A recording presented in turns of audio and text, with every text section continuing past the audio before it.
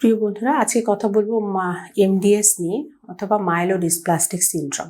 এটাকে আসলে আমরা ক্যান্সার বলি না, এটাকে আসলে প্রি ম্যালিগনেন্ট কন্ডিশন বলি। এমডিএস হয়তোবা অনেক দিন ধরে আমাদের শরীরে সুপ্ত অবস্থায় থাকে, এটা 7-8 বছর অথবা 10 বছর পরে হয়তোবা হঠাৎ করে অ্যাকিউট লিউকেমিয়ার টার্ন নেয়, অথবা এমডিএস এর পিছনে অনেক সময় লিম্ফোমা অথবা কোনো অটোইমিউন ডিজিজ লিঙ্কড আপ থাকে, যেটা পরবর্তীতে হঠাৎ করে অ্যাকিউট লিউকেমিয়ার টার্ন নেয়। তবে আমরা যদি আগে থেকেই বুঝি এমডিএস এর সাধারণত সাইটোপেনিয়া হয়, মানে ডাব্লিউবিসি কাউন্ট কমে যায়, হিমোগ্লোবিন কমে যায়, প্লেটলেট কমে যায়।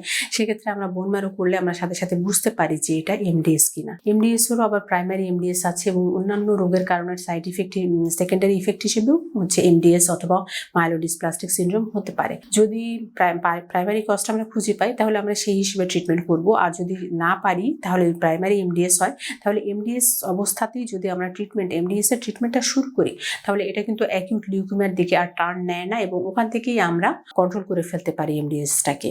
এবং কোনো কারণে যদি এমডিএসটাকে আমাদের অ্যাগ্রেসিভ মনে হয়, এটার অনেকগুলো ক্লাসিফিকেশন থাকে, যদি কোনো অ্যাগ্রেসিভ মনে হয় তাহলে সেক্ষেত্রে এমডিএস অবস্থাতেই কিন্তু, যদি পেশেন্ট ফিট থাকে, ইয়াং থাকে, তাহলে কিন্তু আমরা বোন ম্যারো এমডিএস অবস্থাতেই বোন ম্যারো ট্রান্সপ্লান্ট করে ফেলতে পারি এবং এটা কিউরেবল ডিজিজ। হ্যাঁ, এটার সাথে এএমএল অথবা অ্যাকিউট লিউকেমিয়া অথবা অ্যাকিউট মাইলোপ্লাস্টিক লিউকেমিয়ার যে পার্থক্য, এখানে হচ্ছে ইম্যাচিউর সেল অথবা ক্যান্সার সেলের পার্সেন্টেজের উপর যদি 20%-এর বেশি হয়ে যায় তখন তাকে আমরা বলি এএমএল অথবা অ্যাকিউট লিউকেমিয়া, এবং এটা নিচে থাকলে আমরা এটাকে এমডিএস বলি। দুটোতেই আসলে ট্রিটমেন্ট মোটামুটি কাছাকাছি ধরনের এবং দুটোতেই বোন ম্যারো ট্রান্সপ্লান্ট সাধারণত লাগে, এবং এটাতে এইসব রোগে কিন্তু বোন ম্যারো ট্রান্সপ্লান্ট করলে রোগীরা ভালো হয়ে যায়।